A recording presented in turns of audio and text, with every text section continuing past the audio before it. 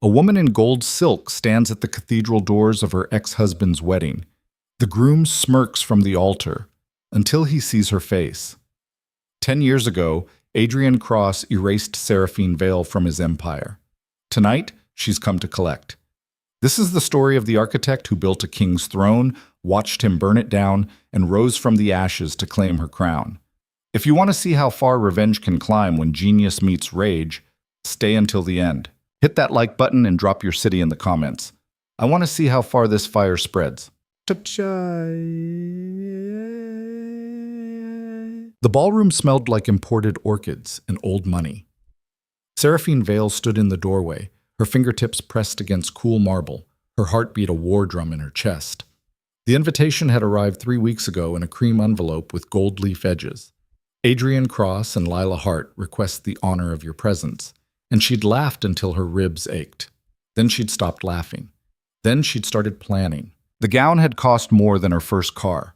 Molten gold fabric that clung to her like liquid fire, cut low enough to make a statement, but high enough to keep the power on her side. She'd spent an hour in front of the mirror that morning, not because she needed to. She knew exactly what she looked like, but because she wanted to memorize the woman staring back. 10 years ago, Seraphine had been invisible. Tonight, she was a reckoning. She stepped inside. The hum of conversation didn't stop immediately. It took 3 seconds. 3 seconds for the first head to turn. 3 more for the whisper to start. By the time she reached the center of the foyer, the entire ballroom had gone silent. 200 guests in designer suits and custom gowns, all frozen mid-sip, mid-laugh, mid-breath. Adrian stood at the altar, 50 feet away, his hand clasped around Lila's like a lifeline. He looked good. Tailored tuxedo, hair swept back, that same sharp jawline that used to make her stomach flip. But his eyes gave him away, wide, panicked, like a man who just realized he'd invited a wolf to a lamb's wedding. Seraphine didn't smile. She didn't need to. She walked. Every step echoed. The marble staircase curved down from the entryway like a theater stage, and she descended slowly, deliberately, her gaze locked on Adrian's face. She could feel the weight of 200 stairs pressing against her skin, could hear the murmurs rising like static. Is that Seraphine Vale? I thought she was dead? Broke? Gone? None of the above. Lila's hand tightened on Adrian's arm. The bride looked like a porcelain doll. Perfect skin, perfect hair, perfect dress that probably cost more than Seraphine's entire college tuition. But her eyes were sharp, calculating. She leaned toward Adrian and whispered something Seraphine couldn't hear. Adrian's jaw clenched. Seraphine reached the bottom of the staircase and stopped. She didn't approach the altar. She didn't need to. The room had already shifted around her, gravity bending toward the woman in gold. A waiter appeared at her elbow with a champagne flute. She took it without looking at him, her eyes still on Adrian. Seraphine. The voice came from her left, low, male, unfamiliar. She turned. The man was tall, mid-40s, with the kind of face that didn't smile often, but looked dangerous when it did.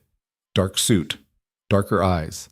He stood with his hands in his pockets, relaxed in a way that made everyone else in the room look tense by comparison. Dejin Kwan, he said. Not a question, a statement. Seraphine tilted her head. You know my name. Should I know yours? You should. He stepped closer just inside her personal space and lowered his voice. But you don't. That's interesting. Interesting how? You built half the tech infrastructure in this city, and you don't recognize the man who funded the other half. He paused.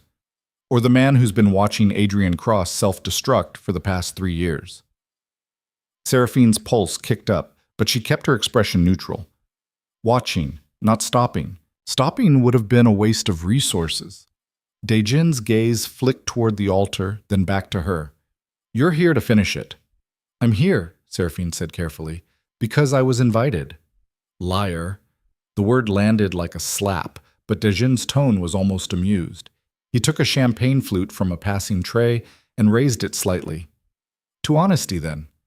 You're here because Adrian made a mistake, and you're going to make him pay for it. Seraphine's lips curved, just barely. You're assuming a lot. I'm assuming nothing. I've read your patents. I know what you built, and I know what he stole. Dejin took a sip of champagne, his eyes never leaving hers.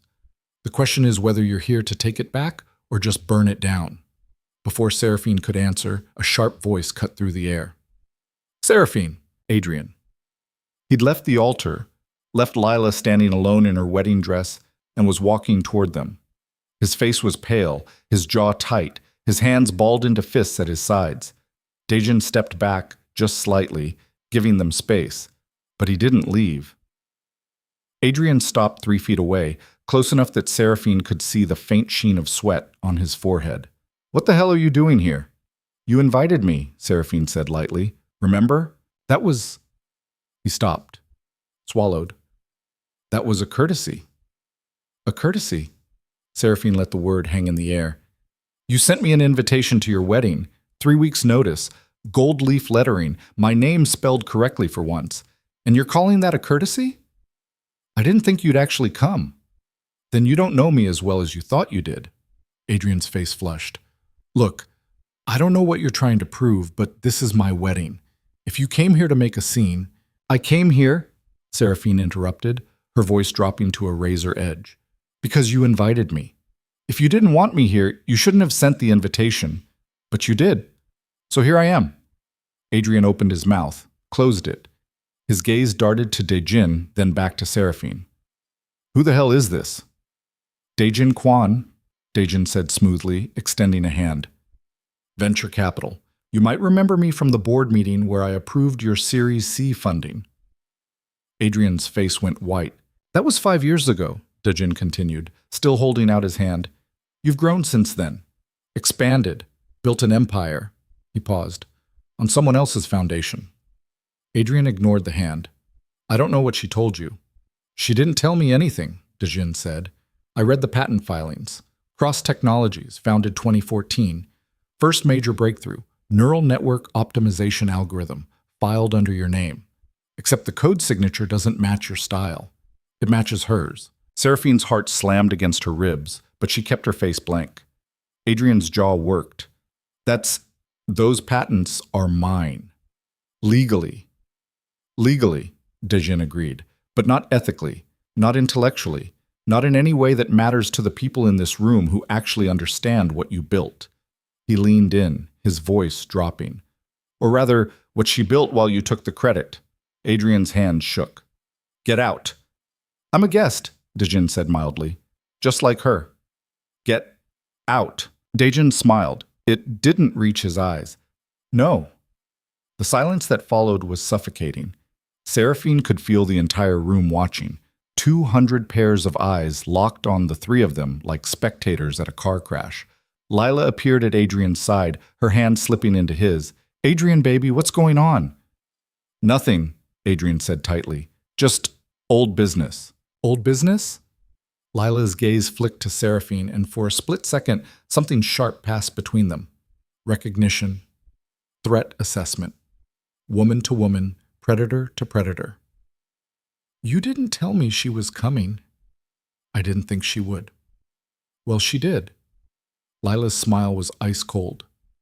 So maybe we should ask her to leave. Seraphine met Lila's eyes. I'll leave when I'm ready.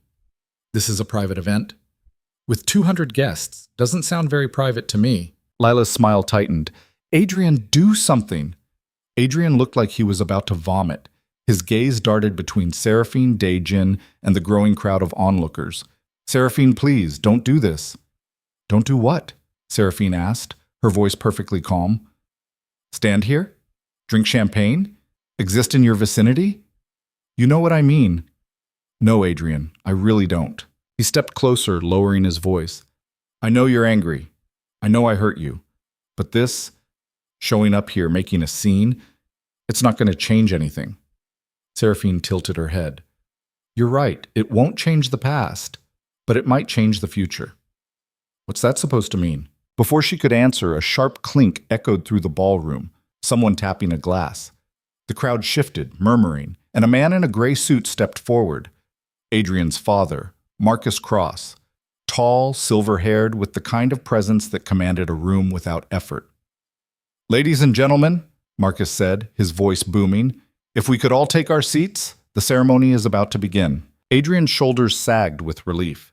He shot Seraphine one last desperate look, please don't ruin this, and turned back toward the altar, Lila's hand in his. Dejin leaned toward Seraphine. You're not leaving. No. Good. He gestured toward the rows of white chairs. Shall we sit? Seraphine followed him to a seat in the back, her pulse still racing.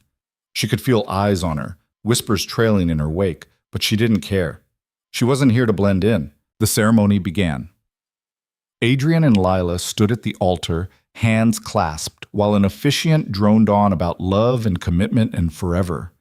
Seraphine watched, her expression unreadable, her mind spinning. 10 years ago, she'd stood in a glass-walled office overlooking the city, staring at Adrian across a polished desk. I want a divorce. The words had landed like a punch. Seraphine had blinked, her brain struggling to process. What? You heard me. Adrian hadn't even looked up from his laptop. I've already had the papers drawn up. Sign them, and we can make this clean. Clean. Seraphine's voice had cracked. Adrian, we've been married for 6 years. We built this company together. How is that clean? You built the code, Adrian had said, finally meeting her eyes. I built the business. There's a difference. I built the foundation, and I built the empire. Look, Seraphine, you're brilliant. No one's denying that. But you're not marketable. Investors don't want to meet with someone who looks like they just rolled out of a server room. They want polish. They want vision. They want me. Seraphine had stared at him, her heart shattering in real time. So that's it? I'm not pretty enough for your brand? Don't make this about that. Then what is it about? Adrian had sighed, closing his laptop. It's about growth. Cross Technologies is going public next year. We need a CEO who can handle the spotlight, someone who can charm investors, close deals, play the game. That's not you. And Lila Hart is? Adrian's silence had been answer enough. Seraphine had signed the papers that night. She'd walked out of the office, out of the building, out of the life she'd spent 6 years building. And she'd disappeared. But she hadn't broken. The officiant's voice pulled her back to the present. If anyone has reason why these two should not be joined in marriage, speak now or forever. Hold your peace. Silence. Seraphine's fingers tightened on the armrest. Dejin leaned over. You're not going to say anything? No? Why not? Because that's not the play. Seraphine's gaze stayed locked on Adrian. Let him think he won, the officiant continued. Then by the power vested in me, wait. The voice came from the back of the room. Everyone turned. A woman stood in the doorway, dressed in a sharp black suit, holding a manila folder. Seraphine didn't recognize her, but Adrian clearly did. His face went ashen. Who the hell are you? Lila demanded. The woman walked forward, her heels clicking on marble. My name is Rachel Kim. I'm an attorney with Whitmore and Associates. I'm here on behalf of my client, Seraphine Vale, to deliver a cease and desist order to Adrian Cross. The room erupted. Guests leapt to their feet, voices overlapping in confusion and shock. Adrian stumbled back from the altar, his face slack. Rachel stopped in front of him and held out the folder.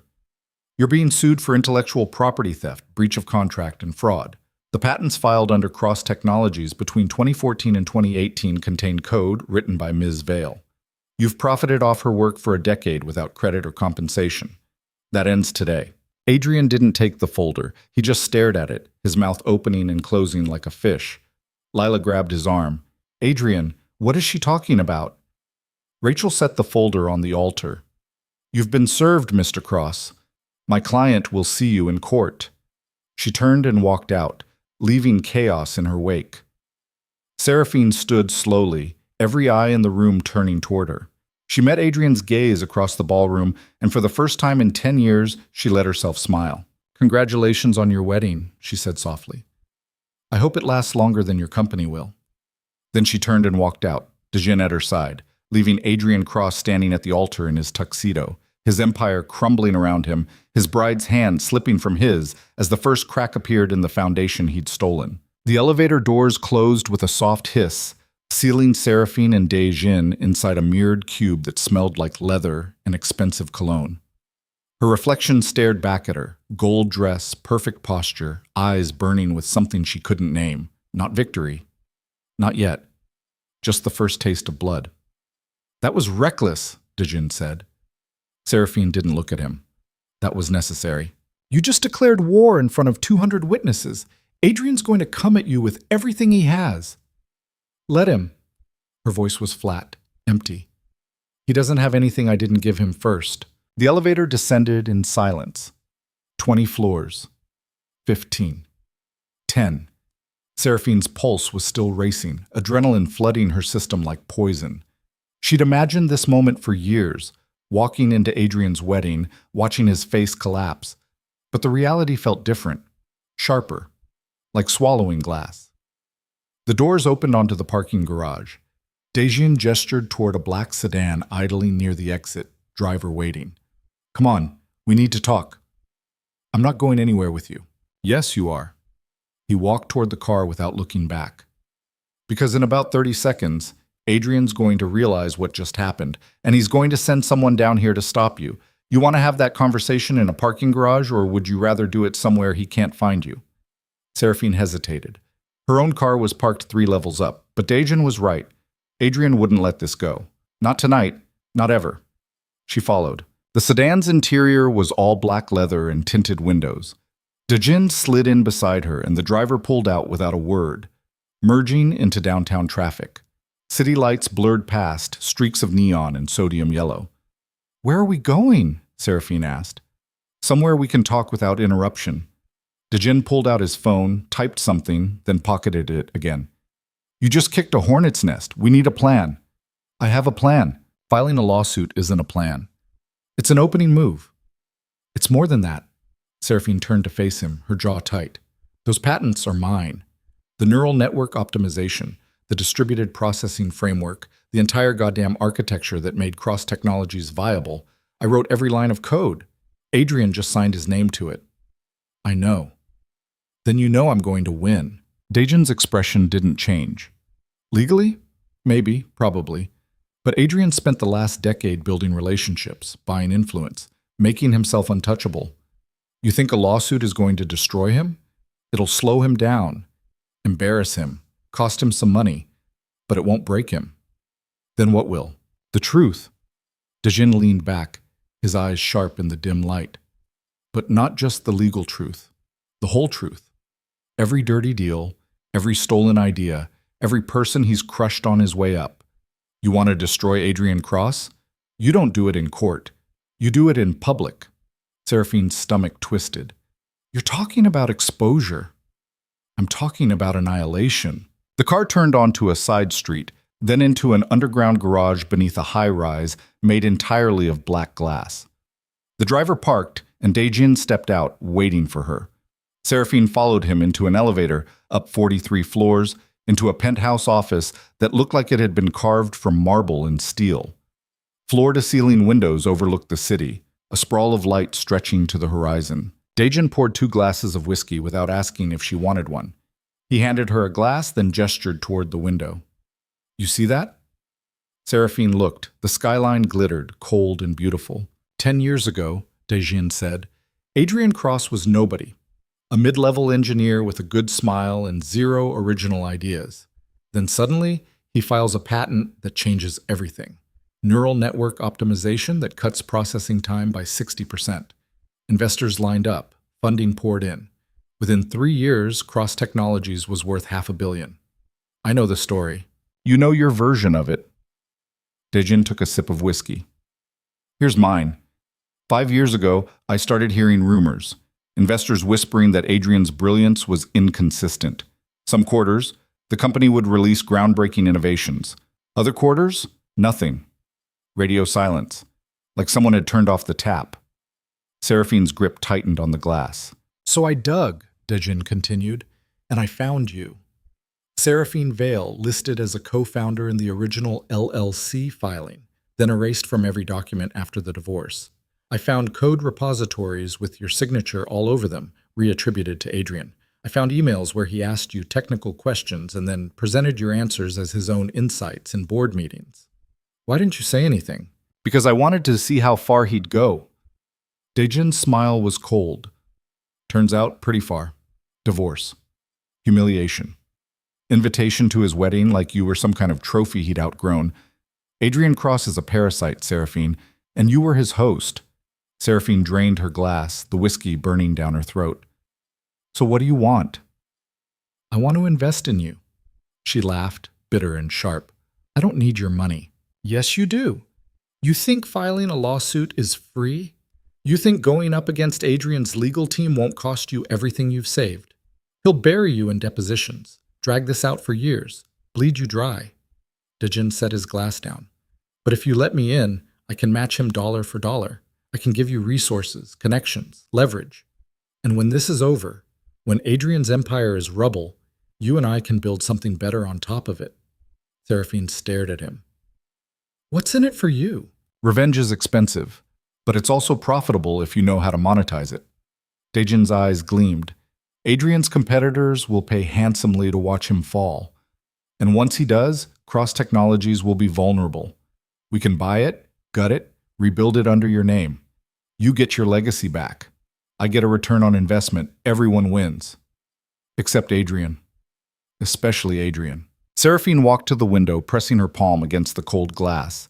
Below, the city pulsed with light and movement, indifferent to the wars being waged inside its towers. I need to think about it. You have until tomorrow morning. After that, Adrian's lawyers will be all over you, and you'll be fighting this alone. I've been alone for 10 years. And look where it got you. Dejin's voice was quiet. Standing in my office, asking for help. Seraphine turned, her eyes blazing. I'm not asking for anything. Then why are you here? She didn't have an answer. Her phone buzzed. She pulled it from her clutch, glanced at the screen, and her stomach dropped. 37 missed calls, 19 voicemails, 52 text messages, all from Adrian. She opened the most recent text. We need to talk. Now. Then another. I know you're trying to destroy me. It won't work. Then another. You have no idea what you've started. Dejin watched her face. He's panicking. Good. Panicked men make dangerous decisions. Dejin walked over, close enough that she could smell his cologne. Something dark and woodsy. You need to be ready for whatever he does next. Seraphine's phone rang. Adrian's name flashed on the screen. She answered. Seraphine. Adrian's voice was raw, shaking. Where the hell are you? None of your business. You ruined my wedding. You ruined my life. That's not... He stopped. Breathed. She could hear voices in the background, muffled and angry. Look, we need to talk, face to face, just you and me. So you can manipulate me again? No thanks. I'm not trying to manipulate you. I'm trying to fix this. There's nothing to fix, Adrian. You stole my work.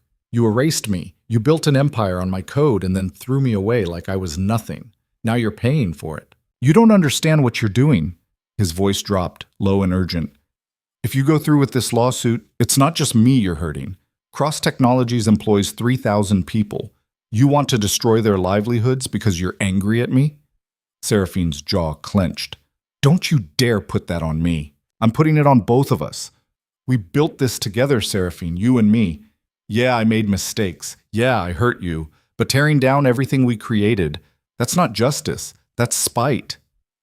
Spite? Her voice cracked. You divorced me because I wasn't marketable.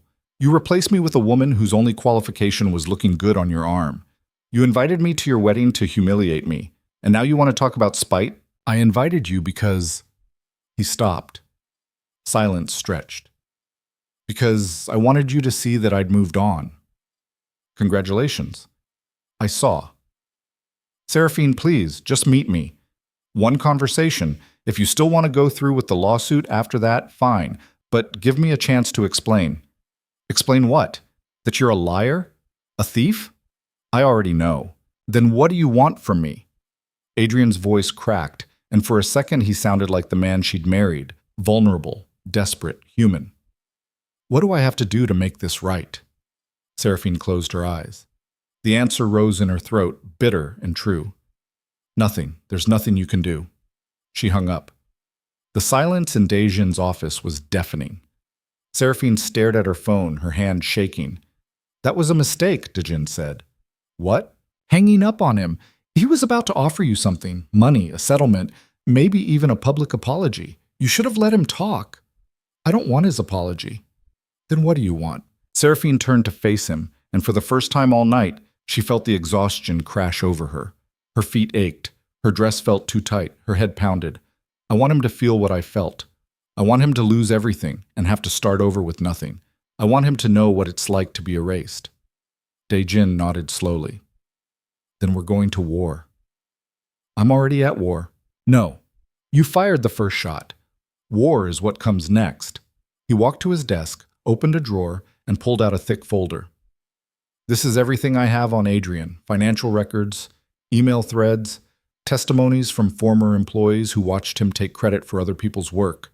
It's not just you he's stolen from, Seraphine. It's dozens of people over the years. Engineers, designers, analysts, anyone who got too close to his success. Seraphine took the folder, flipping through pages of documents, spreadsheets, screenshots. Her stomach churned. How long have you been gathering this? 3 years. Why? Because I don't like bullies. Dae-jin's expression hardened. And because Adrian Cross tried to undercut one of my investments 2 years ago. He failed, but I don't forget. Seraphine looked up at him, studying his face. This isn't just about helping me. You want Adrian destroyed. I want a lot of things. Right now our goals align. That's all that matters. Her phone buzzed again. Another text from Adrian. I'm coming to find you. We're finishing this tonight. Seraphine showed Dae-jin the message. He doesn't know where you are, Dae-jin said. He'll figure it out. He always does. Then let him come. Dae-jin's smile was sharp. I'd love to have a conversation with Adrian Cross. 20 minutes later, Seraphine stood by the window, watching the city breathe. Her mind raced through scenarios, possibilities, consequences. If she went through with this, if she let Dae-jin weaponize all this information, there would be no going back. Adrian would be ruined. Cross Technologies would collapse. Thousands of people would lose their jobs. And she would be responsible. But if she didn't, if she backed down now, Adrian would win. Again. He'd settle the lawsuit, pay her off, and keep building his empire on stolen ground. And she'd spend the rest of her life knowing she'd had the chance to take him down and walked away. The elevator dinged, Seraphine turned, Dae-jin was already on his feet, tense and ready. The doors opened. Adrian stepped out. He looked like hell. His tuxedo jacket was gone, his tie loose, his hair disheveled. His eyes were red-rimmed, wild. He saw Seraphine and stopped. How did you find me? She asked. I tracked your phone. Adrian's voice was hoarse. We need to talk. Now. Dae-jin moved between them. She doesn't want to talk to you. Adrian's gaze flicked to Dae-jin, cold and assessing. Who the hell are you? Dae-jin Kwan, Venture Capital. We met earlier at your wedding, before it imploded. Adrian's jaw clenched. Get out of my way. No. This is between me and Seraphine. Everything involving Cross Technologies is my business. I'm a major shareholder. Dae-jin's smile was thin. Or I was, until about an hour ago when I pulled all my investments. Adrian went pale. You what? You heard me. Every dollar I had in your company, gone. And I made some calls on the way here. Turns out a lot of other investors are nervous about this lawsuit. Funny how quickly confidence evaporates when people realize the genius behind the company might not be the guy whose name is on the door. You son of a... Adrian lunged forward. Dae-jin caught his wrist, twisting it just enough to stop him. Don't. Adrian yanked his arm back, breathing hard. His eyes found Seraphine. Is this what you want? To team up with vultures and tear me apart? I want what's mine, Seraphine said quietly. I gave you a settlement in the divorce. You signed the papers. I signed away my marriage, not my work. The patents were filed under my name. Legally, they're mine. Legally, you committed fraud. Seraphine stepped closer, her voice low and deadly. You knew I wrote that code. You knew I designed those systems. And you put your name on them anyway because you thought I'd never fight back. Adrian's face twisted. You weren't going to do anything with them. You were happy just coding in the background, letting me handle the business side. I made us successful, Seraphine. I turned your ideas into an empire. My ideas, my empire. Our empire. We were a team. Until you decided I wasn't pretty enough to be on the team anymore. Seraphine's voice cracked. Until you replaced me with someone who looked better in photographs. That's not why I divorced you. Then why? Adrian opened his mouth, closed it. His shoulders sagged. Because you made me feel small. The words landed like a slap. Seraphine stared at him. What? Every time we were in a room together, people looked at you. Not me. You. The brilliant engineer. The real brains behind Cross Technologies. And I hated it. Adrian's voice was barely a whisper. I hated that I needed you. I hated that without you, I was just average. So I convinced myself that I could do it alone, that I didn't need you anymore. And now I'm realizing I was wrong. He took a step toward her, and Dejin tensed, but Adrian didn't reach for her. He just stood there, broken and desperate. I can't do this without you, Seraphine. The company's falling apart. I haven't released a major innovation in 2 years because I don't know how. I've been faking it, coasting on what we built together, and it's running out. Good. Adrian flinched. Please, just drop the lawsuit. Come back. We can rebuild this. Together. Seraphine laughed, and it sounded like breaking glass. You want me to come back? After everything you did? I'll make you a partner. Equal ownership. Your name on everything. I don't want to be your partner, Adrian. I don't want anything to do with you. Then take the company. I'll step down. You can be CEO. Just don't destroy it. Seraphine felt something crack inside her chest. For a split second, she saw it.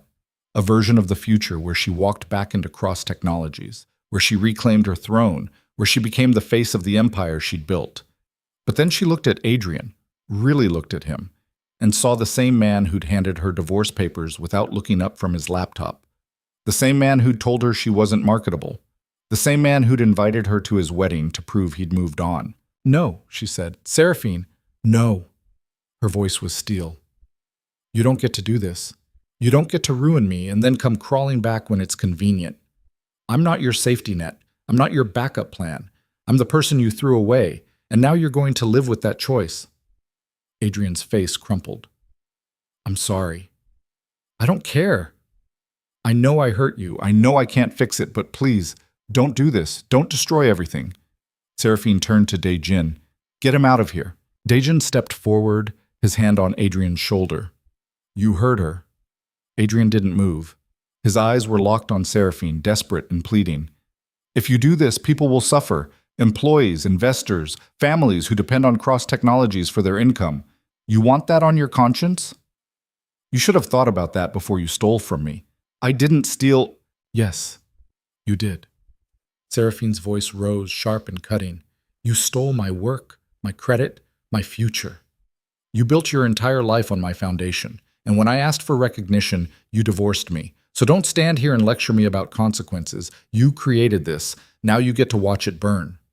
Adrian's breathing was ragged. His hands shook. You're making a mistake.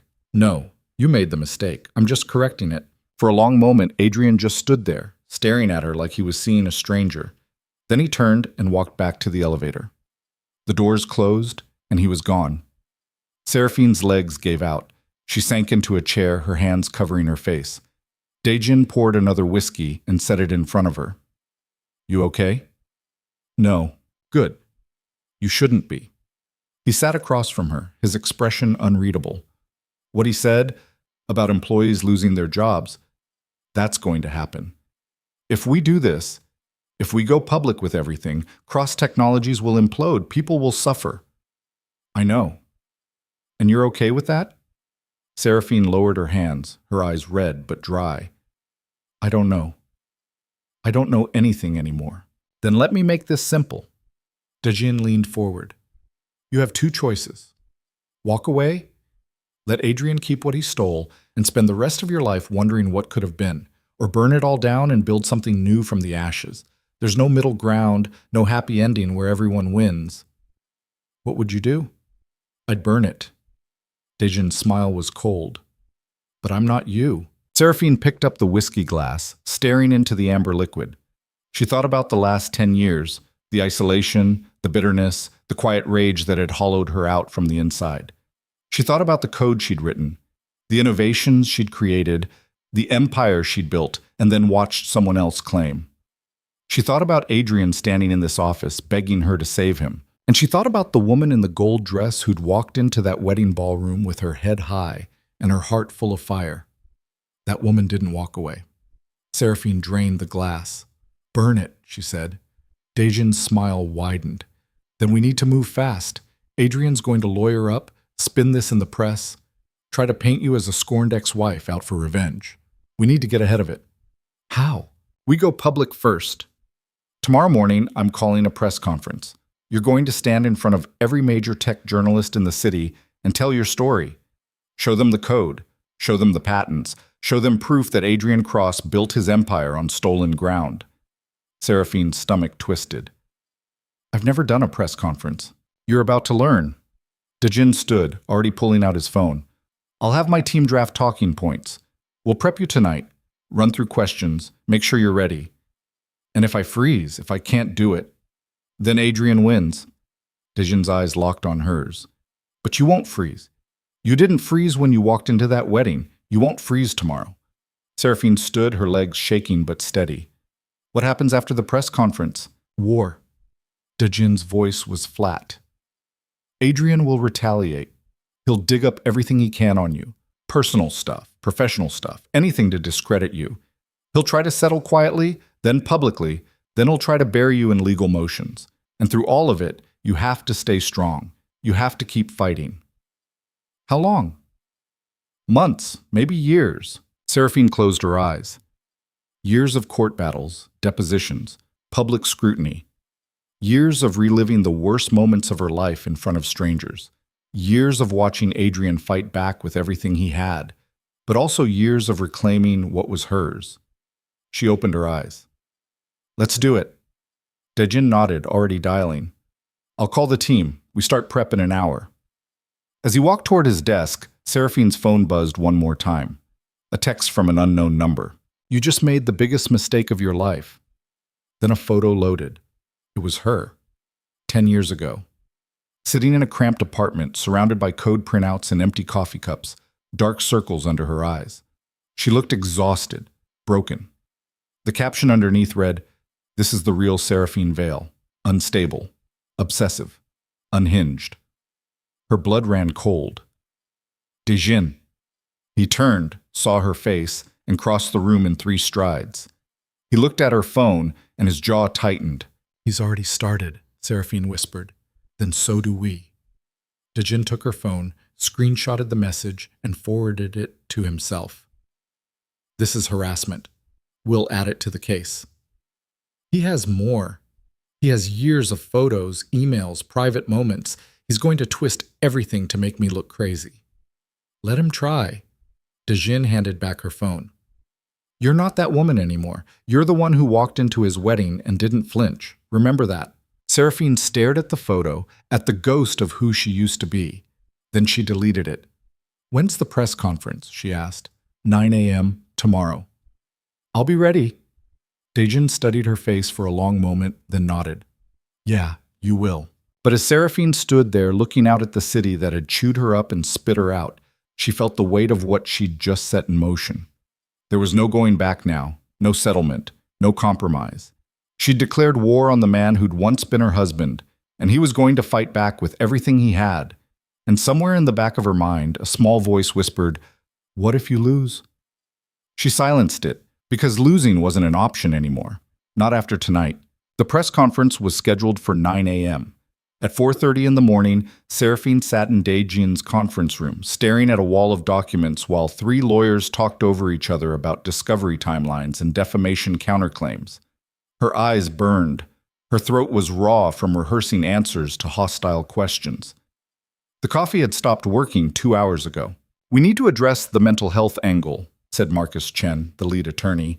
Sharp suit, sharper eyes, the kind of lawyer who billed by the minute and enjoyed it. Adrian's team is going to paint you as unstable. That photo he sent? That's just the opening salvo. Let them try, Seraphine said, her voice flat. They won't just try. They'll succeed unless we get ahead of it. Marcus slid a folder across the table. We need to control the narrative. Position you as the victim who rebuilt herself, not the vengeful ex-wife. I'm not a victim. Legally, you are. Embrace it. Seraphine's jaw tightened, but she nodded. The truth didn't matter anymore. Only the story did. At 8:15, a stylist arrived and transformed her into someone camera-ready. Tailored navy suit, hair pulled back, minimal makeup that somehow made her look both powerful and approachable. Seraphine stared at herself in the mirror and didn't recognize the woman staring back. "You look strong," Dijin said from the doorway. "I look like a politician." "Same thing." He checked his watch. "Car's ready. We need to leave in 10. Seraphine stood, smoothing her jacket. Her hands were steady. That was good. She'd practiced this, the walk, the posture, the expression that said, "I'm in control," even when her insides were screaming. They rode to the press venue in silence. Daejin's driver navigated through downtown traffic while Seraphine rehearsed her opening statement in her head. 23 sentences, memorized. She'd deliver them without notes, without hesitation, and then the lawyers would field questions. The venue was a hotel conference room that smelled like industrial carpet and stale air conditioning. Cameras lined the back wall. Journalists filled the seats, 30, maybe 40 of them, laptops open, phones recording. Seraphine felt their eyes lock onto her the moment she walked in. Daejin took the podium first. "Thank you all for coming. This morning, we're here to address serious allegations of intellectual property theft against Cross Technologies and its CEO, Adrian Cross. With me is Seraphine Vale, former co-founder and lead engineer, who will be making a statement." He stepped aside. Seraphine approached the microphone. The lights were blinding. She gripped the edges of the podium, her knuckles white. 10 years ago, she began, her voice steady, "I co-founded Cross Technologies with my then-husband, Adrian Cross.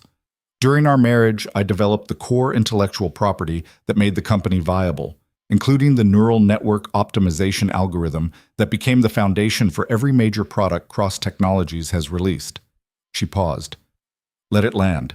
When Adrian and I divorced, I signed away my marriage, but I never signed away my work. The patents filed under his name belonged to me. The code that built his empire was written by me. And for the past decade, I've watched him profit from my innovations while erasing me from the story." A hand shot up in the crowd. "Not yet," Marcus said sharply. "Ms. Vale will take questions after her statement." Seraphine continued, "I'm filing this lawsuit not out of spite, but out of principle. Intellectual property theft is a crime, regardless of who commits it, and I'm here today to reclaim what was stolen from me." She stepped back. The room erupted, hands waving, voices shouting questions over each other. "Ms. Vale, do you have proof? What do you say to accusations that this is about revenge? Has Adrian Cross responded?" Marcus stepped forward. "We'll take questions one at a time. You, in the blue shirt." A young journalist stood. "Rachel Monroe, Tech Daily. You claim you wrote the code for Cross Technologies' foundational patents. Can you prove it?" Seraphine nodded. Marcus handed her a tablet. She pulled up a split screen. On the left, the patent filing from 2014 with Adrian's name at the top. On the right, code repository logs showing her username, her commits, her timestamps. "This is the neural network optimization algorithm," Seraphine said, her voice cold and clinical. "Filed under Adrian Cross's name on March 14th, 2014. And here's the Git repository showing that I wrote the initial commit on January 8th, 2014, 2 months before the patent was filed. Every subsequent modification, every optimization, every bug fix, all me. Adrian never touched the code." The journalist typed furiously. "And Cross Technologies' response?" "They haven't issued one yet," Marcus said. Another hand. David Park, Business Wire. "Ms. Vale, you were married to Adrian Cross during the development of this technology. Isn't it possible this was a joint effort and you're misremembering your contribution?" Seraphine's eyes went cold. "I'm not misremembering. I have emails, documentation, code reviews, all of it showing that I was the sole engineer on this project. Adrian's role was business development. He handled investors. I handled innovation." "Then why did you sign the divorce papers that gave him control of the patents?" "Because I was told the patents were his. Because I trusted my husband when he said the intellectual property belonged to the company, not to individuals. I didn't realize until years later that he'd filed them under his name alone, cutting me out entirely." More questions. More answers. Seraphine moved through them mechanically, her responses polished and precise. She could feel the narrative shifting, the journalists leaning in, hungry for the story of the brilliant woman erased by her ambitious husband. And then, 43 minutes into the press conference, the doors at the back of the room opened. Adrian walked in. The room went silent. He looked like he'd slept in his car. Wrinkled shirt, no tie, dark circles under his eyes, but his expression was calm, too calm. "I'd like to make a statement," he said. Marcus moved to block him. "This is Ms. Vale's press conference, and I have a right to respond." Adrian's voice was steady. "Unless you want to suppress my side of the story." The journalist shifted, sensing blood in the water. Seraphine's pulse spiked. This wasn't part of the plan. Adrian wasn't supposed to be here.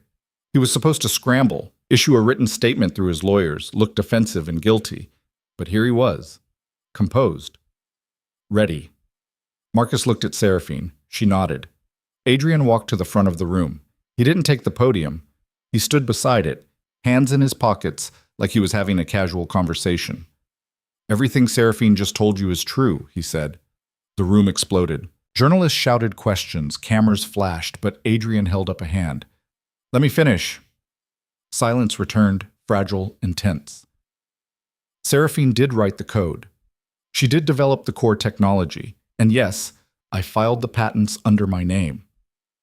Adrian's gaze found Seraphine across the room. "But what she's not telling you is that she gave me permission." Seraphine's blood turned to ice. "That's a lie," she said. Adrian pulled out his phone, tapped the screen, and held it up. "Is it?" On the screen was an email, sent from Seraphine's address to Adrian's, dated February 2014. "Adrian, go ahead and file the patent under your name. It'll be easier for investor meetings if there's a single point of contact. I trust you to handle the business side. Just make sure I'm credited in the acknowledgments." Seraphine's vision tunneled. She remembered that email. She remembered writing it at 2 a.m, exhausted and drowning in code, not thinking about the legal implications. "That email doesn't give you ownership," Marcus said sharply. "It's not a legal transfer of IP." "No, but it shows intent," Adrian said. "Seraphine knew I was filing the patents under my name. She approved it. And now, 10 years later, she's rewriting history to make herself look like a victim." "You manipulated me," Seraphine said, her voice shaking. "I asked for your permission, and you gave it. That's not manipulation, that's business. You told me it was a formality." "It was, and you agreed." Adrian turned to the journalists. "Look, I'm not saying I handled the divorce perfectly. I hurt Seraphine, and I regret that. But this lawsuit isn't about intellectual property. It's about a woman who's angry at her ex-husband and is trying to destroy his company out of spite." "That's not true." "Then why wait 10 years? Adrian's voice rose, sharp and cutting. "If I stole your work, why didn't you sue me in 2014 or 2015 or any year in the past decade? Why wait until the day of my wedding to file a lawsuit?" Seraphine opened her mouth, but no words came out. Adrian pressed forward. "I'll tell you why. Because this isn't about justice. It's about revenge. Seraphine is a brilliant engineer, but she's also someone who's been struggling with personal issues for years.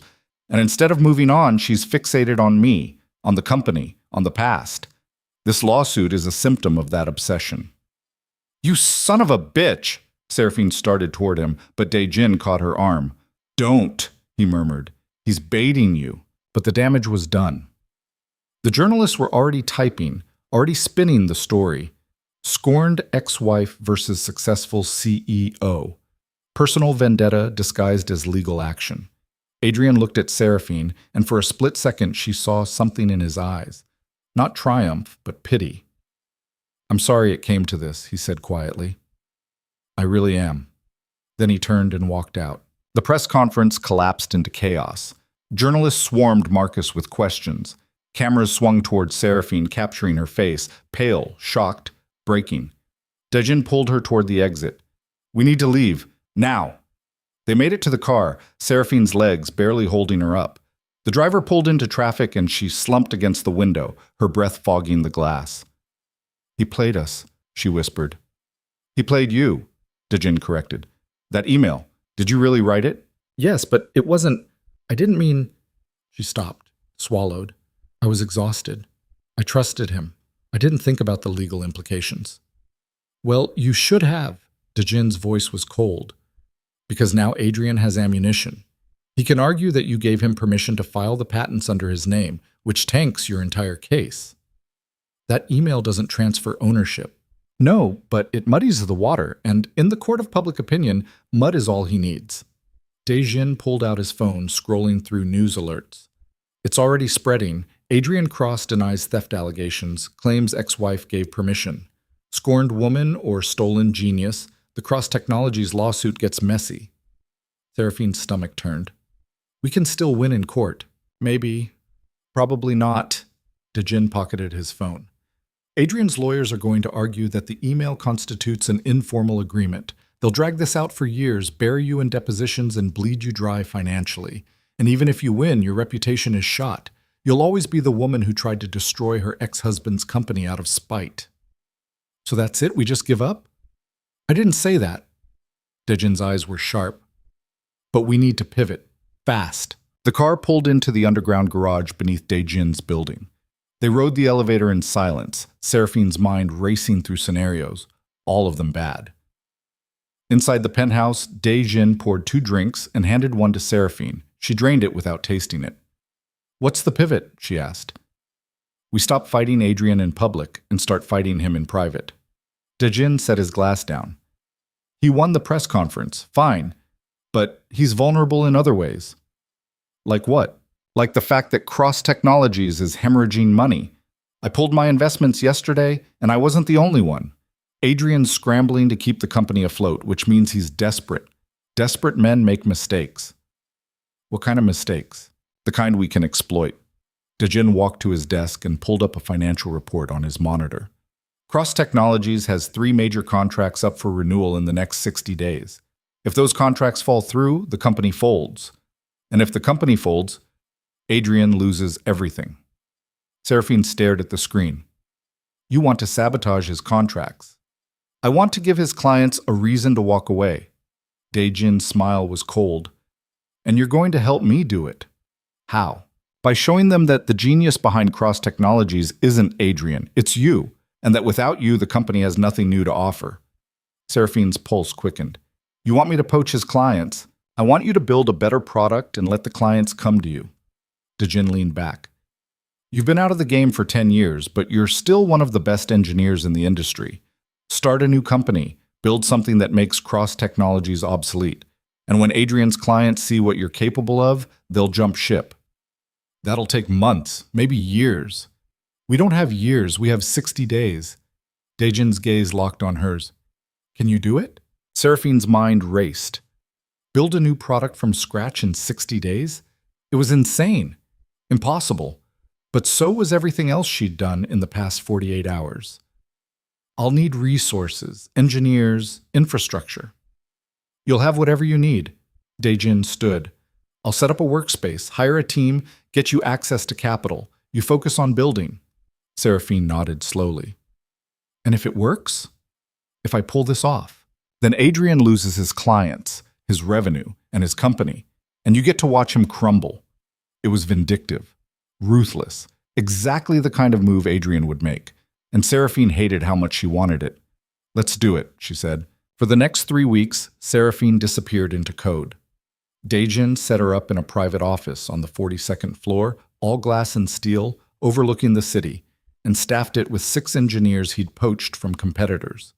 They worked 18-hour days, fueled by caffeine and spite, building a new distributed processing framework that cut computation time by 70%. It was brutal, exhausting. Every line of code felt like pulling teeth. But Seraphine had forgotten how much she loved this, the flow state, the problem-solving, the pure intellectual challenge of making something from nothing. Adrian, meanwhile, was spiraling. Seraphine tracked his movements through industry news and social media. He'd issued a formal statement denying all allegations, but the lawsuit had rattled investor confidence. His stock price dropped 12%.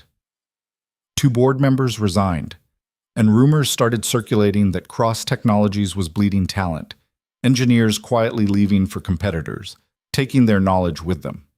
But Adrian wasn't going down without a fight. 26 days into Seraphine's product sprint, her lead engineer, a woman named Kira Nash, brilliant and unflappable, walked into her office with a grim expression. We have a problem, Kira said. Seraphine looked up from her monitor. What kind of problem? The kind where someone's been accessing our repository. Seraphine's blood ran cold. What? Kira pulled up a security log on her laptop. Someone with admin credentials has been pulling commits, reviewing code, copying files. It's been happening for the past week. Who has admin access? You, me, Dejin, and the security team. Kira's jaw tightened. But the IP address traces back to Cross Technologies' network. Seraphine stared at the log, her pulse hammering. Adrian's stealing our code. Looks like it. How the hell did he get admin access? I don't know. But whoever gave it to him knew what they were doing. Seraphine stood, her mind racing. If Adrian had access to their repository, he could see everything, every innovation, every breakthrough, every competitive advantage they'd been building. He could copy it, file patents, release his own version before they even launched. She grabbed her phone and called Dejin. "We've been compromised," she said the moment he answered. "What?" "Adrian has access to our code repository. He's been copying everything." Silence. "Dejin? I'm here." His voice was tight. "How long has this been happening?" "A week, maybe more." Jesus Christ! She heard him moving, the sound of a door closing. "Lock down the repository, change all the passwords, and find out who gave him access." "I'm already on it." Seraphine hung up and turned to Kira. "Lock it down, now." Kira's fingers flew across her keyboard. Within minutes, the repository was secured, all access revoked except for Seraphine and Kira. But the damage was done. Seraphine pulled up the commit history, cross-referencing it with the timestamps from the security log. Adrian had accessed the repository 17 times over the past 9 days. He'd pulled every major commit, reviewed the core architecture, and copied the entire framework. Her framework. Again. "Son of a bitch," Seraphine whispered. Her phone rang. "Dejin. We need to meet," he said. "Now." 30 minutes later, Seraphine sat in Dejin's office, her hands shaking with rage. "Who gave him access?" she demanded. Dejin's expression was stone. "I did." The world stopped. Seraphine stared at him. "What?" "I gave Adrian access to the repository." Dejin's voice was calm, too calm. 9 days ago. "Why?" "Because I needed to see how far he'd go. And now I know." Dejin leaned forward. "Adrian's desperate. He's copying your code because he can't innovate on his own. And when he releases a product based on stolen work, again, we'll have proof. Irrefutable, time-stamped proof that he's a thief." Seraphine's vision tunneled. "You used me as bait." "I used your work as bait. There's a difference." "You let him steal from me again." Her voice cracked. "After everything he's already taken, you gave him more. And now we can destroy him." Dejin's eyes were cold. "When Adrian releases his product, we'll go public with the security logs. We'll show the world that he copied your code line for line. We'll bury him." "Unless he buries us first."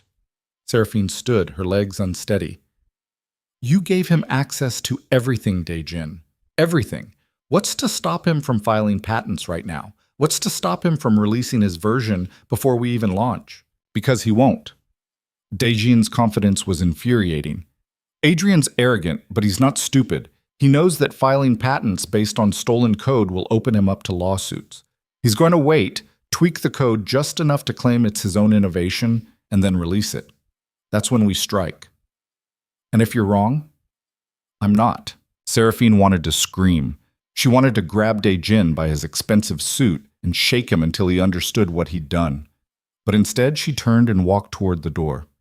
"Where are you going?" Dejin asked. "Away from you." "Seraphine?" She slammed the door behind her. Outside, the city stretched endlessly in every direction, indifferent to her rage. Seraphine walked for blocks, her mind spinning, her chest tight. She'd trusted Dejin. She'd let him into her war, given him access to her work, believed that they were allies. But he'd used her, just like Adrian had. Different methods, same result. Her phone buzzed. A text from an unknown number. "We need to talk. Meet me at Pier 27. 1 hour. Come alone. No signature." But she knew who it was. Seraphine stood at the edge of the sidewalk, staring at the message. Every instinct screamed at her to delete it, block the number, walk away. But she didn't. Because she was out of options, out of allies, out of moves. And if Adrian wanted to talk, maybe, just maybe, There was a way out of this that didn't end with both of them in ruins. She hailed a cab and gave the driver the address. Pier 27 was deserted, a stretch of weathered wood jutting out over black water. The city skyline glittered in the distance, cold and beautiful. Seraphine walked to the end of the pier, her heels clicking on the planks, and stopped. Adrian was already there. He stood with his back to her, hands in his pockets, staring out at the water. "You came," he said, without turning around. "You said we needed to talk." "I lied." Adrian turned to face her. "I wanted to see if you'd show up, if you still trusted me, even a little." Seraphine's jaw tightened. "I don't." "Good. You shouldn't." Adrian stepped closer. "Dae-jin's playing you, Seraphine. You know that, right?" "And you're not?" "I am. But at least I'm honest about it." Adrian's smile was bitter. "Dae-jin gave me access to your repository because he wanted me to steal your code. He knew I'd take the bait. And when I release my product, he's going to expose me and destroy Cross Technologies. But here's the thing, he's also going to destroy you." Seraphine's pulse spiked. "What are you talking about? You think Dae-jin cares about your revenge? Your justice?" Adrian laughed, hollow and sharp. "He's using you to take me down so he can buy Cross Technologies for pennies on the dollar. And once he does, he'll own your code, all of it, because you signed it over to him when you joined his little startup." Seraphine's stomach dropped. "I didn't sign anything." "Check the fine print." Adrian pulled out his phone and pulled up a document. Dae-jin Quan Ventures, LLC, Standard Employment Agreement, Section 4.2, all intellectual property developed under company resources belongs to the company. You signed it 3 weeks ago. Seraphine grabbed the phone, her hands shaking. There it was, her signature, her initials, buried in 20 pages of legal jargon she'd skimmed while exhausted and desperate. "He owns everything you've built," Adrian said quietly. "And when I fall, you fall with me. Because Dae-jin's not your ally, Seraphine. He's a vulture, and we're both his prey." Seraphine's knees buckled. She sank onto a bench, her vision blurring. Adrian sat beside her, close enough that she could smell his cologne, the same scent he'd worn when they were married. "I'm not asking you to forgive me," he said. "I'm asking you to see the bigger picture. Dae-jin set us against each other because it benefits him. But if we stop fighting and start working together, we can take him down instead." "Work together," Seraphine repeated, her voice hollow. "After everything you've done. After everything we've both done." Adrian's gaze held hers. "I stole your work. You tried to destroy my company. We're even. Now let's stop bleeding each other and go after the man who's actually pulling the strings." Seraphine stared at him, her mind fracturing. She'd spent 10 years hating Adrian, 10 years planning this revenge, and now he was sitting beside her, offering an alliance, and she didn't know if it was another manipulation or the only lifeline she had left. "I need proof," she said finally, "that Dae-jin's planning to betray me." "I have it." Adrian pulled a flash drive from his pocket. "Financial records, emails, everything. He's been setting this up for months, Seraphine, longer than you've been working with him." She took the flash drive, her fingers numb. "Read it," Adrian said, "and then decide. You can keep fighting me and lose everything to Dae-jin, or you can fight with me and maybe we both survive this." He stood, brushed off his jacket, and started walking back toward the parking lot. Seraphine sat alone on the pier, clutching the flash drive, the cold wind cutting through her suit. Behind her, the city hummed with indifferent life. And ahead of her, nothing but darkness and the faint sound of water lapping against wood. She looked down at the flash drive in her palm. Then she stood, her legs shaking, and walked back toward the lights. Because she had to know. Even if the truth destroyed her, Seraphine drove back to her apartment with the flash drive burning a hole in her jacket pocket. The city blurred past. Neon signs, headlights, the endless sprawl of concrete and glass. Her hands gripped the steering wheel so hard her knuckles went white. She didn't trust Adrian. She didn't trust Dae-jin. She didn't trust anyone anymore.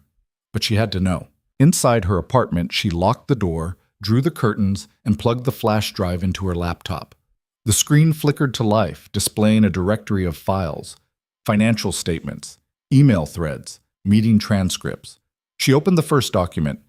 It was a contract dated 6 months ago, before she'd even filed the lawsuit, before the wedding, before everything. Agreement between Daejin Kwon Ventures, LLC, and Whitmore and Associates for legal services related to the acquisition of Cross Technologies' intellectual property portfolio through third-party litigation. Seraphine's breath caught. She scrolled down. The document outlined a strategy. Identify a plaintiff with legitimate IP claims against Adrian Cross, fund their lawsuit, and use the resulting legal chaos to devalue Cross Technologies. Once the stock price crashed, Daejin would acquire the company at a fraction of its worth. The plaintiff's name was redacted, but the timeline matched perfectly. Seraphine opened another file, an email from Daejin to his legal team dated 3 weeks before the wedding. Subject: Vale Recruitment Status Team. Our target has agreed to meet. She's angry, isolated, and brilliant. Perfect combination. Once we position her as the face of the lawsuit, Cross will crumble. Ensure all IP developed under our resources is locked down legally. We need ironclad ownership when this is over. Seraphine's vision blurred. She clicked through more emails, each one worse than the last. Daejin discussing her psychological profile with a consultant. Daejin planning the press conference weeks in advance. Daejin coordinating with investors to pull funding from Cross Technologies the moment the lawsuit went public. She'd been a weapon, a tool, a pawn in a game she didn't even know she was playing. Her phone rang. Daejin's name flashed on the screen. She answered. "Where are you?" His voice was sharp. "Home." "Adrian reached out to you, didn't he?" Seraphine's jaw clenched. "How did you know?" "Because I'm tracking both of you." "What did he tell you?" "The truth." Her voice was ice. "That you've been using me from the beginning." Silence. Then, slowly, "He gave you files." "Yeah, he did." "And you believed them." Daejin's tone shifted, not defensive, just disappointed. "Seraphine, think for a second. Adrian is desperate. He'll say anything to turn you against me. These aren't words. They're documents. Emails. Your emails." "Out of context. Manipulated." Daejin exhaled.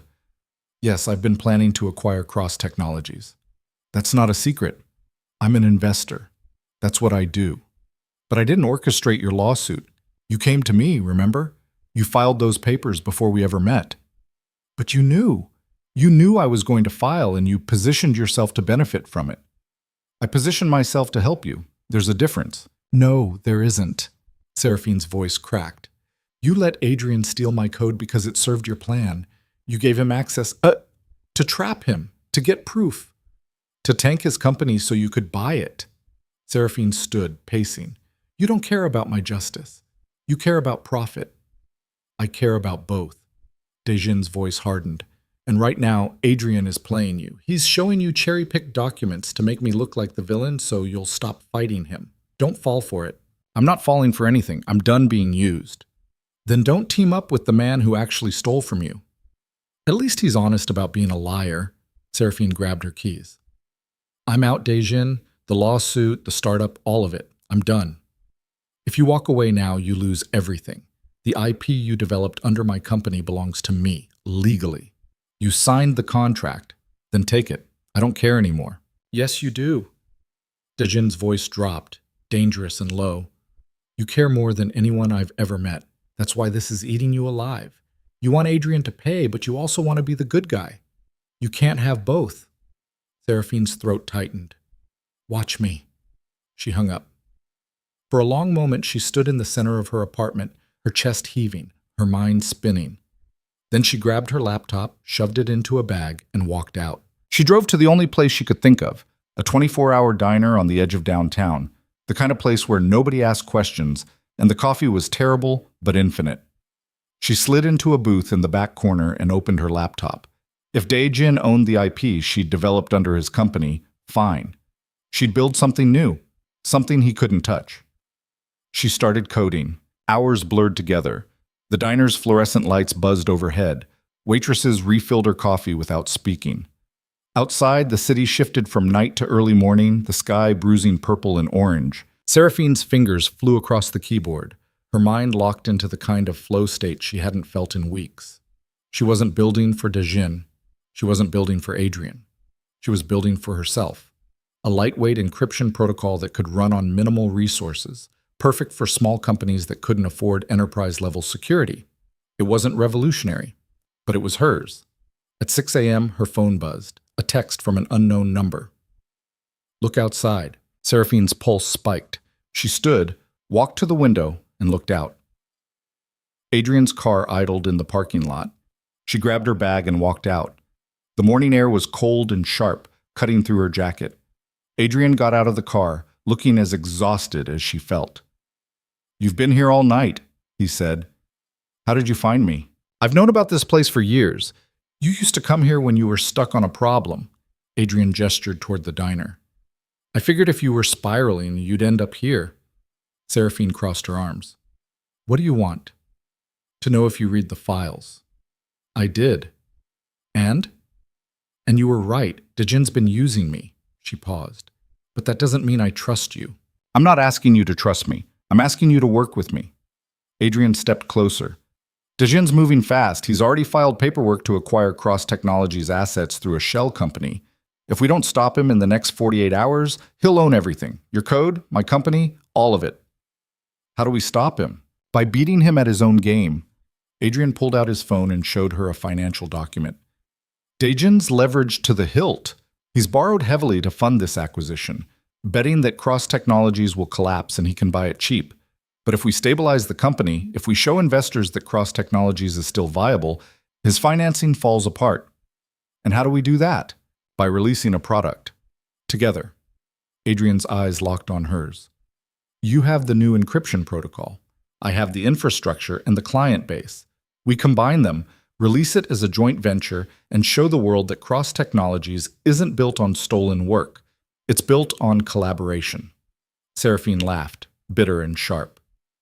"You want me to save your company. I want us to save our work. Both of us." Adrian's voice softened. "I know I don't deserve your help. I know I burned every bridge between us. But if we don't do this, Dejin wins. And everything we built, everything you built, becomes his." Seraphine stared at him, her mind racing through scenarios. If she walked away, Dejin would acquire Cross Technologies and own the IP she'd developed under his startup. If she teamed up with Adrian, she'd be working with the man who'd stolen from her once already. There was no good option, just degrees of betrayal.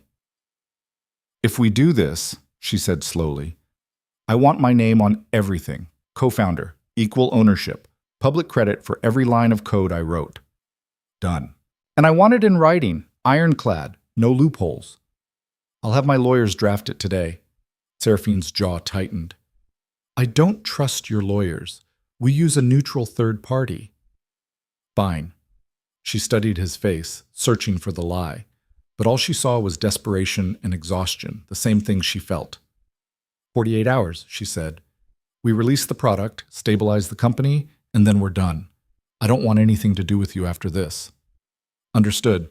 And if you screw me again, I'll destroy you. Not legally, not financially. I'll make sure everyone in this industry knows exactly who Adrian Cross is." Adrian nodded. "Fair." They shook hands. His palm was sweaty. So was hers. The next 48 hours were a blur of code, coffee, and coordination. Adrian set up a war room in Cross Technologies' headquarters, a glass-walled conference room on the 23rd floor. Seraphine brought her encryption protocol. Adrian brought his engineering team. They worked around the clock, integrating the new security layer into Cross Technologies' existing platform. Kira Nash showed up on hour 6, furious. "You're working with him?" she demanded, cornering Seraphine in the hallway. "It's temporary." "It's insane. He stole from you. I know what he did." Seraphine's voice was flat. "But right now, he's the lesser of two evils. Dejin's going to come after you. Let him." Kira stared at her, then shook her head. "You're playing with fire. I've been burned before. I'll survive." But Kira was right. 12 hours into the sprint, Dejin made his move. Seraphine's phone rang. She answered without looking at the caller ID. "You're making a mistake." Dejin's voice was cold. "I'm fixing one." "By crawling back to Adrian?" "He's using you again, Seraphine." "And you weren't?" "I was giving you a path to victory. Adrian's giving you false hope." "Then I guess I'll find out which one kills me first." Seraphine hung up. 30 minutes later, the building's fire alarm went off. Everyone evacuated, streaming down the stairwells and out onto the street. Seraphine stood on the sidewalk, her laptop clutched against her chest, scanning the crowd for Adrian. She found him near the building entrance, arguing with a security guard. "It's a false alarm," Adrian was saying. "Someone pulled it manually." "We still have to clear the building, sir." "We're in the middle of a product launch." "Sir, I understand, but protocol—" A black sedan pulled up to the curb. The back door opened and Daejin stepped out. The crowd went silent. Daejin walked toward Adrian, his expression calm. Too calm. "Adrian," he said, "we need to talk." "I'm busy." "Not anymore." Daejin gestured toward the building. "I just filed an emergency injunction with the court. Cross Technologies is under temporary receivership pending the outcome of Seraphine's IP lawsuit, which means, as of 20 minutes ago, you don't own this company anymore." Adrian's face went white. "You can't do that." "I can, and I did." Daejin's smile was razor thin. "The court appointed me as interim receiver, given my financial stake in the company's stability. So this building, these assets, and everyone inside, mine." Seraphine stepped forward. "That's illegal. You can't just take over a company." "I didn't take it over. The court did. I'm just managing it until the lawsuit is resolved." Daejin turned to her. "Which, incidentally, you're still a plaintiff in, unless you'd like to drop the case and admit this was all a waste of time." Seraphine's hands shook. "You manipulated the court." "I presented evidence that Cross Technologies is at risk of asset dissipation and needs oversight." The judge agreed. Daejin glanced at Adrian. "You should have settled when you had the chance." Adrian lunged. Security caught him, two guards grabbing his arms and pulling him back. He fought them, shouting, his face twisted with rage. "You planned this!" Adrian's voice cracked. "You orchestrated everything, the lawsuit, the press conference, all of it, just to steal my company." "Not steal, acquire." Daejin adjusted his cuffs. "There's a legal difference." "I'll fight this. I'll appeal." "Go ahead. It'll take months, maybe years. And by then, Cross Technologies will be restructured, rebranded, and operating under new leadership." Daejin's gaze flicked to Seraphine. "Leadership that actually understands the technology." Seraphine's stomach twisted. "You want me to run it. I want you to take what's yours. Adrian stole your work. Now you can reclaim it, publicly, legally, with my full backing. In exchange for what? Partnership. You run the company. I provide the capital and connections. We split the profits. And if I say no?" Daejin's smile faded. "Then I proceed with the acquisition and you get nothing. Not the company, not the IP, not even credit for your work. Because Adrian's name is still on the patents, and unless you help me prove they're yours, he keeps them." Seraphine looked at Adrian, still held back by security guards, his eyes burning with desperation. Then she looked at Daejin, standing calm and composed, offering her everything she'd wanted for 10 years. Her company, her name, her justice. All she had to do was betray the man who'd betrayed her first. "I need time," she said. "You have 5 minutes." Daejin checked his watch. "After that, I'm appointing interim management, and your window closes." Seraphine turned and walked away from both of them, her mind screaming. She crossed the street, leaned against a lamppost, and pressed her palms against her eyes. 5 minutes. 5 minutes to decide if she was going to take Daejin's offer and become everything she'd hated about Adrian, a thief with a legal excuse, or walk away from everything and start over with nothing. Her phone buzzed. A text from Kira. "The encryption protocol is finished. We can release it independently. You don't need either of them." Seraphine stared at the message, her heart pounding. She could walk away. Right now. Take the protocol, release it under her own name, build something clean and new that no one could take from her. But it would take years. And Daejin would still own the IP she'd developed under his startup. And Adrian would still have the patents filed under his name. She'd be free. But she'd lose. Unless an idea sparked, dangerous and insane. Seraphine pulled out her laptop, opened a terminal window and started typing. Her fingers flew across the keyboard, her breath coming fast and shallow. If Daejin wanted a war, she'd give him one, but not on his terms. On hers. 3 minutes later, she walked back across the street. Dejin was still standing by the sedan, checking his phone. Adrian was still held by security, his shoulders slumped. "I'll take your offer," Seraphine said. Dejin's smile returned. "Smart choice. On one condition, which is, I want full access to Cross Technologies' servers. Right now. Before you appoint anyone else." Dejin's eyes narrowed. "Why?" "Because if I'm going to run this company, I need to know what I'm working with. I need to audit the code, review the systems, understand the infrastructure, unless you don't actually want me in charge?" Dejin studied her face for a long moment. Then he nodded. "Fine. You have 2 hours. After that, we're filing the paperwork to make this official." "Deal." Dejin gestured to the security guards. "Let her into the building. Full access." The guards released Adrian and stepped aside. Seraphine walked past them, past Dejin, past Adrian, who grabbed her arm as she passed. "Don't do this," Adrian whispered. "Please." She pulled her arm free. "You made your choice 10 years ago. Now I'm making mine." Inside the building, Seraphine took the elevator to the 23rd floor and entered the server room, a cold, humming space filled with racks of machines and blinking lights. She pulled out her laptop, connected to the network, and started executing the plan she'd coded on the street. First, she accessed the patent database and pulled every filing under Adrian's name. Then she cross-referenced them with the code repositories, matching timestamps, commit histories, and digital signatures. Every patent Adrian had filed was built on code Seraphine had written, every single one. She compiled the evidence into a single, airtight package. Timestamped commits, email records, even metadata from the original files showing her username as the creator. Then she did something Dejin wouldn't expect. She uploaded it all to a public repository, open source, free for anyone to access. Every line of code, every patent, every innovation that had made Cross Technologies viable. She released it into the wild. No ownership, no patents, no control. If she couldn't have it, no one could. Her phone exploded with notifications, alerts from the repository, messages from engineers who'd stumbled onto the release, news sites picking up the story. Seraphine stood in the server room, watching the numbers climb, downloads, forks, shares, and felt something break open in her chest. Not victory, not vindication, just exhaustion. She walked back downstairs, out onto the street where Dejin and Adrian were still standing, both of them staring at their phones. "What did you do?" Dejin's voice was deadly quiet. "I took back what was mine." Seraphine met his eyes. "And then I gave it away." "You..." Dejin's face twisted. "You just destroyed billions of dollars in IP value. I destroyed your leverage. Adrian can't sell it. You can't buy it. No one owns it anymore. It's public domain."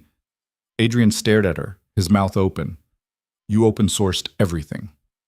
Every patent, every line of code. Everything you stole, everything I built, everything Dejin wanted. It's free now. Anyone can use it, build on it, improve it, but no one can own it." Dejin stepped toward her, his eyes blazing. "You just committed corporate sabotage. I released my own work. Check the timestamps, check the commit histories. It's all mine, legally. You said so yourself." Seraphine's smile was cold. "And since I signed away my rights to work I developed under your company, this doesn't fall under that contract. This is the code I wrote before I met you, before Adrian filed the patents, the original work. And it's mine to do with as I please." Dejin's jaw worked, his hands clenched into fists. Adrian sank onto the curb, his head in his hands. And Seraphine stood between them, battered and exhausted, and finally free.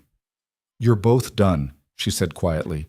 "Dejin, you can't acquire a company with no proprietary IP. Adrian, you can't sell patents that are public domain. And I..." Her voice cracked. "I don't have to fight anymore." She turned and walked away, leaving them both standing in the wreckage of the empire they'd tried to steal. Behind her, sirens wailed. News vans pulled up. Journalists swarmed. But Seraphine didn't look back. She got into her car, drove to the edge of the city, and parked on a hill overlooking the skyline. The sun was rising, painting the buildings gold and orange. Her phone rang. She ignored it. It rang again, and again. Finally, she answered. "Ms. Vale?" A woman's voice, professional and crisp. "This is Christina Park from the New York Times. I'd like to ask you about the code release. Seraphine hung up. The phone rang again immediately. She powered it off. For a long time, she just sat there, watching the city wake up, feeling the weight of 10 years lift off her shoulders. She'd lost everything: her lawsuit, her revenge, her company, but she'd also won something more important: her name and the truth. A soft knock on her car window made her jump. Kira stood outside holding 2 cups of coffee. Seraphine rolled down the window. "You're insane," Kira said. "Yeah. But you're also brilliant." Kira handed her a coffee. "The encryption protocol we built? It's still ours. Dejin never got his hands on it. We can release it independently." Seraphine took the coffee, her hands shaking. "I'm done, Kira. I'm done fighting." "Then don't fight, build." Kira smiled. "You just proved to the entire tech world that you're the real genius behind Cross Technologies. Every investor, every client, every engineer worth a damn knows your name now. You don't need Dejin's money or Adrian's infrastructure. You just need a vision." Seraphine looked at her. "And you think I have one?" "I know you do." Kira pulled out her phone and showed Seraphine a news headline. Seraphine Vale releases decade of stolen code. Tech world stunned. Below it, another headline. Who is Seraphine Vale? The architect behind Cross Technologies' rise. And another. Open source revolution. Engineer gives away billions in IP to destroy corporate greed. Seraphine's throat tightened. They're going to spin this 100 different ways. Let them. You control the narrative now. Kira sat on the hood of the car. So what's next? Seraphine stared out at the city, her mind still reeling. What was next? She didn't know. But for the first time in 10 years, the answer felt like hers to decide. "We build something new," she said finally. "Something no one can take from us." Kira grinned. "I'm in." They sat in silence, drinking coffee and watching the sun climb higher. And somewhere in the city below, Adrian Cross and Dejin Kwan scrambled to salvage empires built on stolen ground. But up here, on this hill, Seraphine Vale was already planning her next move. Not revenge, not justice, just creation. And this time, she was building it in her own name. The city didn't sleep that night. News of Seraphine's code release spread like wildfire across tech forums, social media, industry publications. By dawn, her name was trending worldwide. Engineers downloaded the open source repository by the thousands. Journalists dissected every line of code, tracing the digital signatures back to her. The narrative Adrian had spent a decade building, that he was the genius behind Cross Technologies, crumbled in real time. Seraphine watched it happen from Kira's apartment, a modest 2-bedroom in a neighborhood far from the glass towers where empires rose and fell. She sat on the floor, her laptop open, tracking the downloads. 40,000, 60,000, 100,000. Each number was a nail in Adrian's coffin. Each share was proof that the truth, once unleashed, couldn't be buried again. Kira handed her a mug of tea. "You're going viral." "I'm going broke," Seraphine corrected. Her savings account had $3,000 left. Her legal bills from the lawsuit had eaten through everything else. "Viral doesn't pay rent. It pays attention. And attention is currency." Kira sat beside her, pulling up a news article on her phone. "Look at this. Forbes is calling you the most important engineer of the decade. TechCrunch says you just democratized technology worth billions. You're not broke, Seraphine. You're legendary." "Legends don't eat." "No, but they get offers." Kira showed her an email. "This came in an hour ago, venture capital firm. They want to meet with you about funding a new company. Your company." Seraphine read the email, her jaw tight. The firm was offering seed funding, $2 million to start, with potential for more. No strings attached except one. They wanted her name on the door. "It's a trap," she said. "It's an opportunity." "Same thing." Seraphine closed the laptop. "Every investor in this city wants a piece of me now because I just proved I'm valuable. But the second I sign their contracts, I'm back where I started, building empires for other people." "Then don't sign their contracts. Write your own." Kira's eyes were fierce. "You have leverage now. Use it." Seraphine's phone buzzed. She glanced at the screen and her stomach dropped. A text from Adrian. "We need to talk. Face to face. One last time." She showed Kira. "Don't go," Kira said immediately. "I have to." Why? You already won. I didn't win. I just stopped losing. Seraphine stood, grabbing her jacket. And until I know what Adrian's planning, this isn't over. Then I'm coming with you. No, this is between me and him. Kira grabbed her arm. He's dangerous when he's desperate. So am I. They stared at each other for a long moment. Then Kira released her grip. If you're not back in 2 hours, I'm calling the police. Deal. The address Adrian sent was a coffee shop in a quiet neighborhood, the kind of place where nobody recognized tech billionaires or fallen engineers. Seraphine arrived 10 minutes early and sat in the back corner, her back to the wall, watching the door. Adrian walked in at exactly 9 a.m. He looked like he'd aged a decade overnight, unshaven, hollow-eyed, wearing a wrinkled shirt and jeans instead of his usual tailored suits. He spotted her and walked over, sinking into the chair across from her without asking permission. For a long moment, neither of them spoke. You destroyed me, Adrian said finally. You destroyed yourself. I built an empire on stolen ground. We've been over this. Seraphine's voice was flat. What do you want, Adrian? He pulled out an envelope and slid it across the table. A truce. Seraphine didn't touch it. What's in there? A confession, signed, notarized, ready to be filed with the court. I'm admitting that I stole your intellectual property, that every patent filed under my name was based on your work, and that you deserve full credit and compensation. Seraphine stared at the envelope. Why now? Because you were right about everything. Adrian's voice cracked. I stole from you. I erased you. I convinced myself it was justified because I was the one taking the risks, handling the business side, making the deals. But the truth is I was just scared.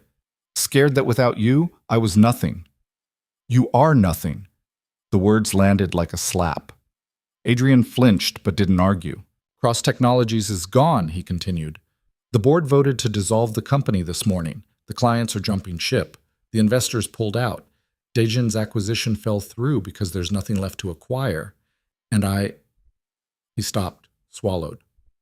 I have nothing. No company, no reputation, no future. Good. I'm not asking for forgiveness. I'm asking for a chance to make this right. Adrian gestured to the envelope. Take the confession. Use it however you want. Sue me, expose me, ruin me further. I won't fight it. I just need you to know that I'm sorry. Seraphine picked up the envelope, her hands steady. She opened it and read the document inside. It was exactly what he'd described, a full confession, legally binding, with his signature at the bottom. She folded it and put it in her jacket pocket. This doesn't fix anything, she said. I know. It doesn't undo 10 years of erasure. I know. It doesn't make us even. I know. Adrian's eyes were red-rimmed, but it's all I have left to give. Seraphine stood. Then we're done. Wait. Adrian reached across the table, but she pulled back before he could touch her. What are you going to do now? Build something new, something you can't touch. Will you ever forgive me? Seraphine looked at him, really looked at him, and saw the man she'd once loved buried under layers of ambition and ego and fear. He was broken now, stripped down to nothing, and part of her wanted to feel vindicated, triumphant, satisfied. But all she felt was tired. No, she said quietly, I won't forgive you, but I'll stop hating you. Because hating you has cost me enough already. She walked out of the coffee shop, leaving Adrian sitting alone at the table with his head in his hands. Outside, the morning air was crisp and clean. Seraphine pulled out her phone and called Kira. I'm okay, she said when Kira answered. I'll be home in an hour. What did he want? To apologize. Did you accept? No, but I took his confession. Good. Kira paused. There's someone here who wants to talk to you. Seraphine's pulse spiked. Who? Just get home. You'll see. The line went dead. Seraphine drove back to Kira's apartment, her mind racing through possibilities. Investors, journalists, lawyers. She didn't know who would be waiting, but she braced herself for another fight. When she walked into the apartment, she stopped. Dejin Kwan sat on Kira's couch, his hands folded in his lap, his expression unreadable. Kira stood in the kitchen doorway, her arms crossed. He showed up 20 minutes ago, said it was urgent. Seraphine's jaw tightened. Get out. I will, Dejin said. After you hear what I have to say. I don't want to hear anything from you. Then just listen. Dejin stood, his movements slow and deliberate. You won. You beat Adrian, you exposed the truth, and you walked away clean. That takes guts. It also takes stupidity. Seraphine's eyes narrowed. Excuse me? You had a chance to reclaim your empire, and you threw it away. You had leverage, and you gave it up. You released billions of dollars in intellectual property into the public domain instead of monetizing it. That's not justice. That's self-destruction. I don't need a lecture from you. No. You need a reality check. Dejin pulled out a tablet and pulled up a financial projection. You're brilliant, Seraphine, maybe the best engineer I've ever met. But you're naive. You think releasing your code open source makes you a hero. All it does is make you broke. I'd rather be broke than be you. Would you? Dejin's smile was thin. Because in 6 months, when your savings run out and you're scrambling for freelance work, you're going to realize that principles don't pay bills. And by then, someone else will have taken your open source code, built a company on top of it, and made millions while you're still trying to prove you're not a vengeful ex-wife. Seraphine's hands clenched into fists. Why are you here? To offer you a job. She laughed, bitter and sharp. You're insane. I'm pragmatic. Dejin set the tablet on the coffee table. I wanted to acquire Cross Technologies. That didn't work out. But you know what I still want?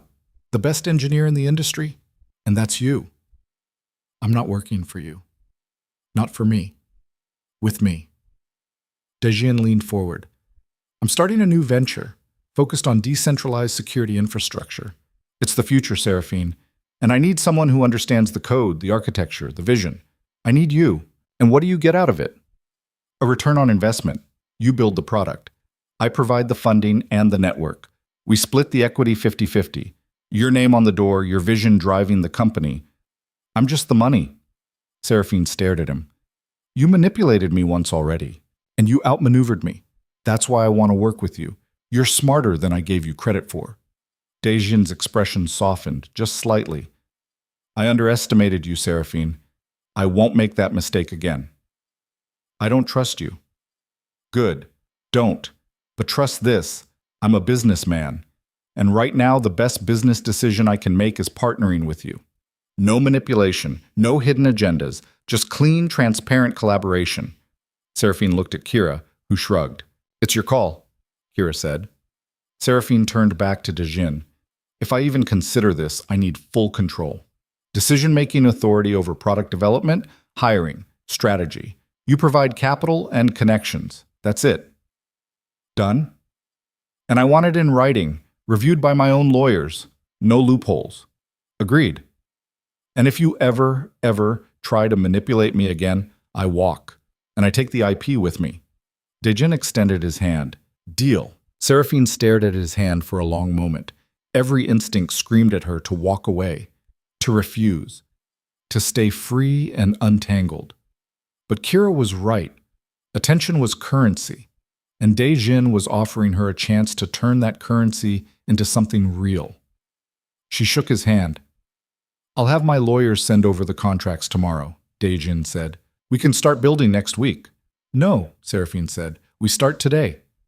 Dejin's smile widened. I was hoping you'd say that. Over the next 3 months, Seraphine built something she'd never had before. A company that was truly hers. The new venture, named Vanguard Security, operated out of a sleek office in a downtown high-rise. Dejin handled the funding and investor relations. Seraphine handled everything else. She hired a team of engineers who respected her vision. She designed a decentralized encryption framework that made traditional security models obsolete. And she did it all with her name front and center. No erasure, no theft, no hidden credit. The press coverage was relentless. Every tech publication wanted an interview. Every investor wanted a meeting.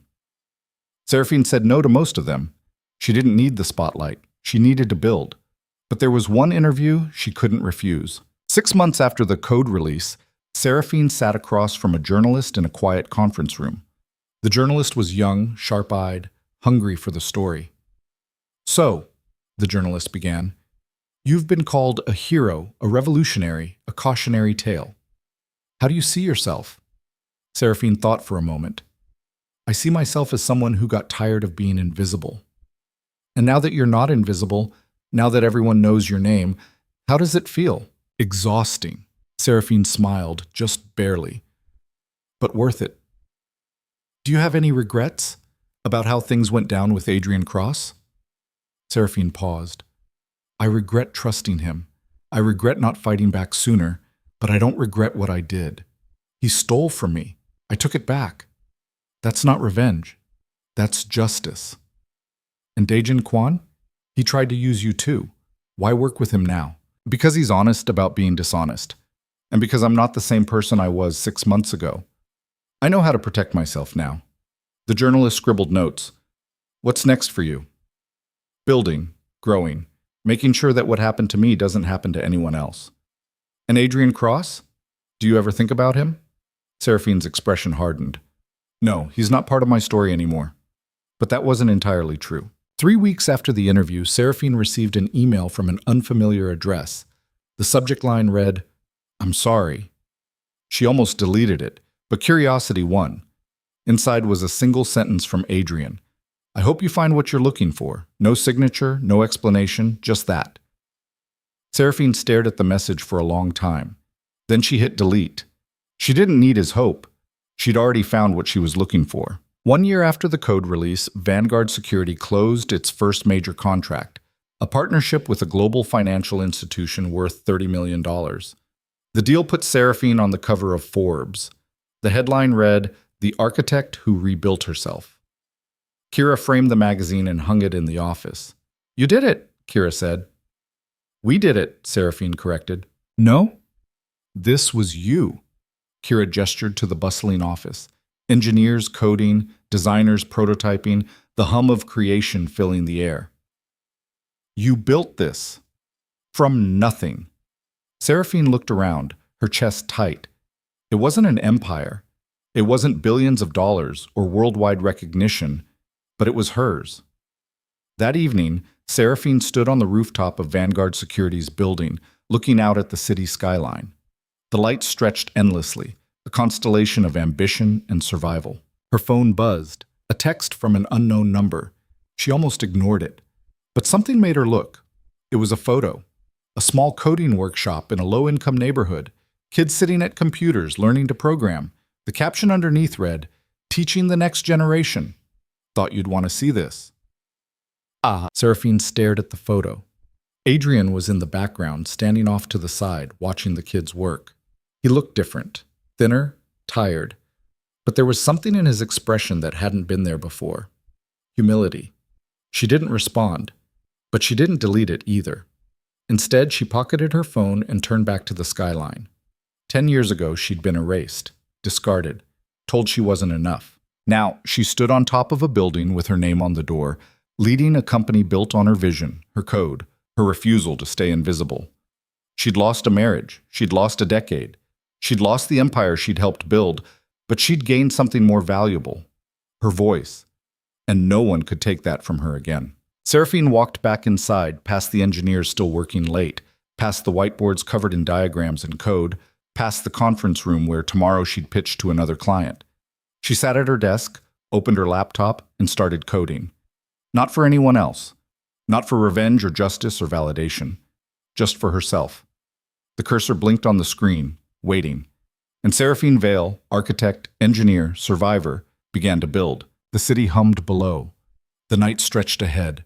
And for the first time in 10 years, the future felt like something she could shape with her own hands. She wasn't erased anymore. She was infinite. And the world was finally paying attention. Not because she'd destroyed someone, not because she'd sought revenge, but because she'd refused to disappear.